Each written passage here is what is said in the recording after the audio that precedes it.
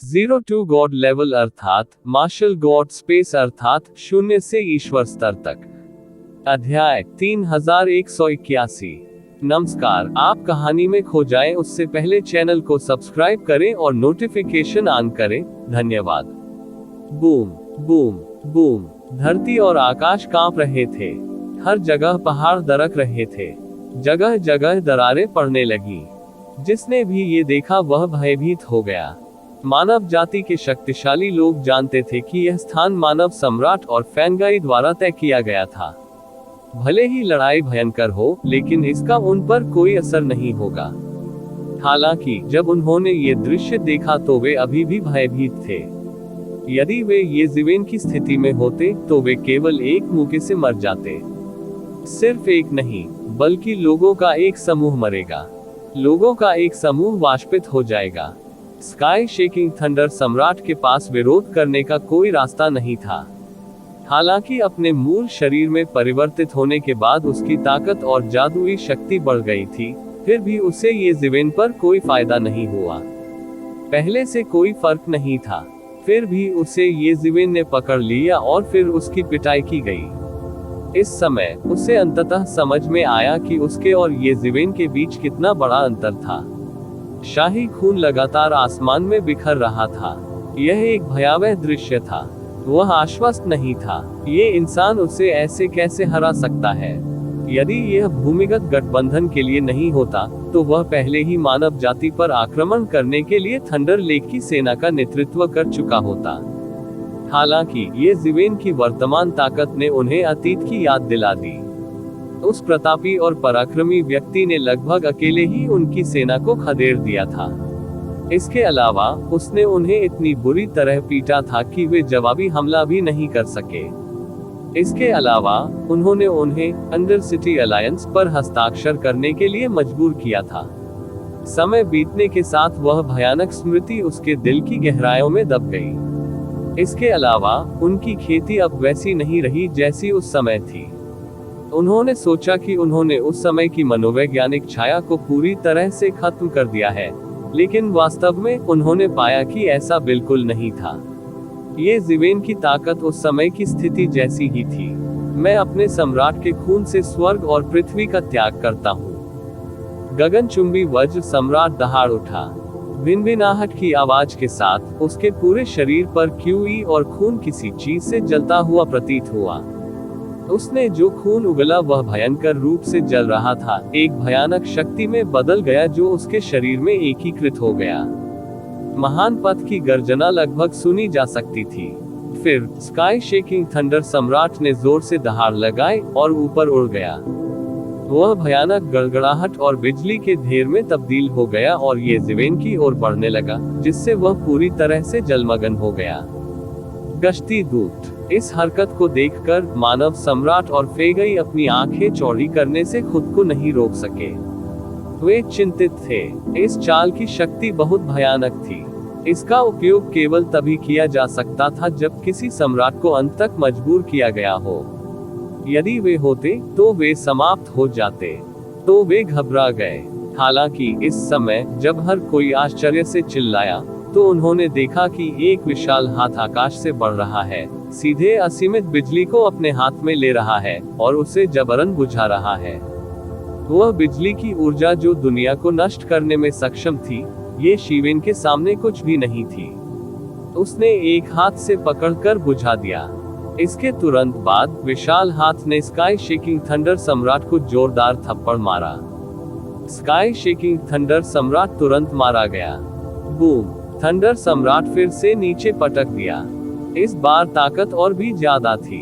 इससे हजारों धूल की लहरें उठी और सभी दिशाओं में फैल गईं। स्काई शेकिंग थंडर मोनार्क, जो पहले से ही गंभीर रूप से घायल था, ने एक दयनीय रोना जारी किया।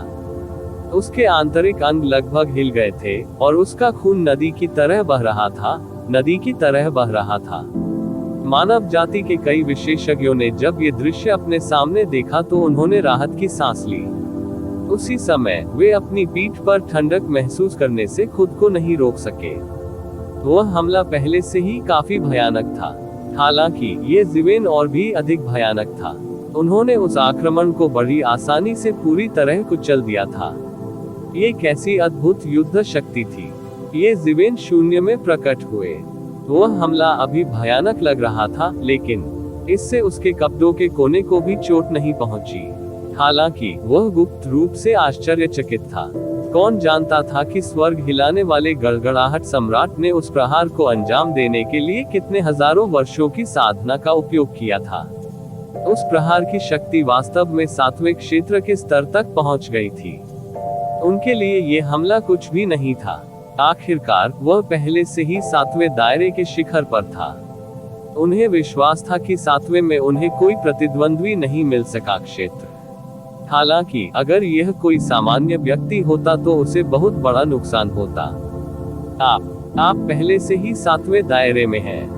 आसमान हिलाने वाले गड़गड़ाहट सम्राट की आंखें चौड़ी हो गईं। उसके मुंह के कोने से लगातार खून बह रहा था, यहाँ तक कि उसने अपने आंतरिक अंगों के टुकड़े भी उगल दिए। हालांकि वह अपने हमले की ताकत के बारे में बहुत स्पष्ट थे। ये भी कहा जा सकता है कि यह सातवें क्षेत्र के विशेषज्ञ को गंभीर रूप से घायल करने के लिए पर्याप्त था, जो ध्यान नहीं दे रहा था। हालांकि ये ज़िवेन के सामने ये पूरी तरह से बेकार था। इसका मतलब ये था कि ये ज़िवेन की ताकत निश्चित रूप से सातवें दायरे से ऊपर थी। ये सही है, ये ज़िवेन ने ठंडे स्वर में मुस्कुराते हुए कहा, लेकिन अब बहुत देर हो चुकी है। मैंने तुम्हें आत्मसमर्पण करने का मौका दिया था, लेकिन तुमने इनकार कर दिया। अब तुम्हारे लिए यह आसान नहीं होगा। ये ज़िवेन ने अपने हाथ में भयानक शक्ति का एक समूह समेट लिया। ये सीधे एक बड़े हाथ में बदल गया और स्वर्ग को हिलाने वाले थंडर सम्राट के शरीर को जमकर पकड़ लिया। लगातार हुई टक्करों में स्वर्ग हिलाने वाला थंडर सम्राट पहले ही गंभीर रूप से घायल हो चुका था। उसके पास वापस लड़ने की ताकत नहीं थी। वह केवल असहाय होकर इस बड़े हाथ को अपने शरीर को पकड़ते हुए देख सकता था। फिर ये ज़िवेन ने अपनी आत्मा का एक हिस्सा अपने शरीर से अलग कर दिया। गर्जन। वज्र सम्राट को पीड़ा हो रही थी। वह बार बार केवल दहाड़ ही सकता था। धरती हिल रही थी, लेकिन कोई फायदा नहीं था। वह बस हिलना चाहता था, लेकिन उसे एक सील दिखाई दी। इसने सीधे तौर पर उसे दबा दिया। वह बिल्कुल भी हिल नहीं पा रहा था। वह ठीक भी नहीं हो सका। ये ज़िवेन ने स्वर्ग हिलाने वाले गड़गड़ाहट सम्राट की आत्मा को अपने हाथ में लिया और कुछ बुदबुदाया। उसके हाथ लगातार कई मुहरे चुभा रहे थे। जल्द ही स्वर्ग हिलाने वाले गड़गड़ाहट सम्राट को केवल यह महसूस हुआ कि उसकी आत्मा ये ज़िवेन के साथ कमजोर रूप से विलीन हो गई है। संबंध के दूसरे छोर से एक अनुल्लंघनीय सर्वोच्च महिमा आई। ऐसा लग रहा था कि जब तक ये ज़िवेन इसके बारे में सोचेगा, उसका सर्वनाश हो जाएगा। वह ये कैसे नहीं समझ सका कि ये ज़िवेन ने उस पर जादू कर दिया था। वह ये ज़िवेन के नियंत्रण में था। वह विरोध करने का विचार भी नहीं जुटा सका। एक बार जब उनके मन में ऐसा विचार आता या कोई साजिश रची जाती, तो उनके पूरे शरीर में अत्यधिक दर्द होता। वह अपनी आत्मा को जलता हुआ भी महसूस कर सकता था। उसने झट से इस विचार को दबा दिया, अन्यथा वह अपनी ही आदिम आत्मा द्वारा जिंदा जला दिया जाएगा। तुमने मेरे साथ क्या किया? आकाश को झकझोर देने वाले गड़गड़ाहट सम्राट ने अविश्वास में अपनी आंखें चौड़ी कर ली। बेशक वह जानता था कि इस पद्धति का उपयोग दूसरों को नियंत्रित करने के लिए किया जाता था, लेकिन इसका उपयोग सम्राटों को नियंत्रित करने के लिए कैसे किया जा सकता था? आखिरकार सम्राट सर्वोच्च अस्तित्व थे जो दुनिया के साथ जुड़े हुए थे। उनकी आदिम आत्मा का एक हिस्सा सीधे तौर पर स्वर्गीय मार्ग से जुड़ा हुआ था, इसलिए उन्हें नियंत्रित करना असंभव था।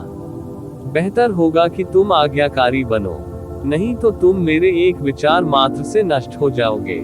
ये ज़िवेन उपहास करने के अलावा कुछ नहीं कर सकी। मूल रूप से वह इस तरह की चरम विधि का उपयोग नहीं करना चाहता था। हालांकि चूंकि थंडर सम्राट ने आत्मसमर्पण करने से इनकार कर दिया, तो कोई दूसरा रास्ता नहीं था। लोगों को नियंत्रित करने का ये तरीका ये ज़िवेन द्वारा नहीं बनाया गया था। वास्तव में ये ज़िवेन ने इसे दानव समनिंग बैनर की मरम्मत की प्रक्रिया में सीखा। अतीत में दानव कबीले में एक सर्वोच्च अस्तित्व ने दानव सम्मन बैनर को परिष्कृत किया। उन्होंने दुनिया के कई महान राक्षसों की आत्मा को इसमें एकीकृत किया। वे सभी दानव सम्मन बैनर द्वारा नियंत्रित थे। न केवल उन्हें बल्कि उनके वंशजों को भी दानव सम्मन बैनर के मार्गदर्शन का पालन करना पड़ा। ये सबसे बुनियादी कारण था कि प्राचीन दानव कबीले का स्वर्गीय न्यायालय दुनिया पर शासन कर सका। क्योंकि कई महान राक्षसों को दानव सम्मन बैनर द्वारा नियंत्रित किया गया था, उनके पास दानव कबीले के स्वर्गीय न्यायालय का पालन करने के अलावा कोई विकल्प नहीं था। उनमें प्रतिरोध का तनिक भी विचार करने का साहस नहीं हुआ। अनगिनत वर्षों के बाद भी जब ये वुडी ने दानव कबीले के स्वर्गीय दरबार को फिर से स्थापित किया, तो इन महान राक्षसों के कई वंशज दानव कबीले के स्वर्गीय दरबार में लौट आए। ऐसा इसलिए नहीं था क्योंकि वे ये वुडी की आज्ञा मानने को तैयार थे, जो अभी तक सम्राट नहीं बने थे। ऐसा इसलिए था क्योंकि उनके पास कोई अन्य विकल्प नहीं था। प्राचीन स्वर्गीय न्यायालय के पास एक ऐसी विधि थी जो उन्हें मार सकती थी। जब तक वे इस तरह की पद्धति का उपयोग करते हैं, तब तक स्वयं की तो बात ही छोड़िए, यहाँ तक कि उनके बच्चे, पोते पोतियां और उनके सभी वंशज भी पहले क्षण में ही दुखद रूप से मर जाते। ये तरीका बेहद क्रूर था। हालांकि इसे किसी की ताकत को तेजी से बढ़ाने की एक विधि के रूप में भी माना जा सकता है। अतीत में जब वह असंख्य स्वर्गों की दुनिया में था तो उसे इस विधि की आवश्यकता नहीं थी। आखिरकार वह सबसे मजबूत विशेषज्ञ थे। जब तक वह एक निश्चित समय व्यतीत करता है, वह स्वाभाविक रूप से दिव्य न्यायालय को वर्तमान युग के नंबर 1 महान व्यक्ति के रूप में विकसित कर सकता है। अब यदि मानव कबीला कम समय में अपनी ताकत का विस्तार करना चाहता था, तो यह वास्तव में एक अच्छा तरीका था। हालांकि इस पद्धति का उपयोग केवल सम्राट स्तर से नीचे के स्वामी ही कर सकते थे। सम्राट स्तर के लिए सफल होना बेहद कठिन था। सौभाग्य से ये जिवेन ने स्काई शेकिंग थंडर सम्राट को पहले ही गंभीर रूप से घायल कर दिया था। थंडर सम्राट के प्रतिक्रिया देने से पहले ही वह सफल हो गया। हालांकि ऐसे सम्राट स्तर को दबाना इतना आसान नहीं था। उसे अपनी कुछ ऊर्जा बांटने की जरूरत थी। इसलिए वह सम्राट स्तर से नीचे के कृषकों की तरह उतने लोगों को भर्ती नहीं कर सका जितने वह चाहता था। अन्यथा वह इस पद्धति से सम्राट स्तर की सेना के एक समूह की भर्ती कर सकता था। क्या वह अजेय नहीं होगा? उसने हर किसी के लिए ऐसे क्रूर तरीकों का इस्तेमाल नहीं किया और उसे इसकी जरूरत भी नहीं थी। बहुत से लोग देख सकते थे कि ये जिवेन ने वास्तव में स्काई शेकिंग थंडर सम्राट को नियंत्रित किया था। वे चौंके बिना नहीं रह सके। ये स्काई शेकिंग थंडर सम्राट को मारने से कहीं अधिक कठिन था। ये जिवेन की ताकत के साथ यह आश्चर्य की बात नहीं थी कि वह स्काई शेकिंग थंडर सम्राट को मार सकता था। हालांकि ये पूरी तरह से चौंकाने वाला था कि वह स्काई शेकिंग थंडर सम्राट को नियंत्रित कर सकता था। हर कोई नहीं जानता था कि ये जिवेन ने कौन सा तरीका इस्तेमाल किया था, लेकिन वे अभी भी खतरे को महसूस कर सकते थे। चूंकि स्काई शेकिंग थंडर सम्राट को नियंत्रित कर लिया गया था, ये जिवेन ने उसे सील करने के लिए सील तावीज का उपयोग नहीं किया। उसने थंडर सम्राट को धीरे धीरे ठीक होने दिया। ये जिवेन की मदद के बिना सम्राट लेवल का भौतिक शरीर बहुत जल्दी ठीक हो गया। थंडर सम्राट के शरीर पर लगी चोटें ठीक होने में ज्यादा समय नहीं लगा। इस समय स्काई शेकिंग थंडर सम्राट के पास ये जिवेन का विरोध करने का कोई रास्ता नहीं था। ये जिवेन की अनुमति के बिना मृत्यु की मांग करना भी असंभव था। वह केवल आज्ञाकारी ढंग से घुटने टेक सकता था। प्रतिवेदन किसी भी खराब अनुवाद के बारे में हमें बताने के लिए टेक्स्ट का चयन करें और रिपोर्ट पर क्लिक करें। लेस देन पिछला सूचकांक, अगला ग्रेटर देन। इसी प्रकार के अपडेट्स लेते रहने के लिए हमारे चैनल ऑडियो बुक्स 108 को सब्सक्राइब करें और नोटिफिकेशन ऑन करें। धन्यवाद।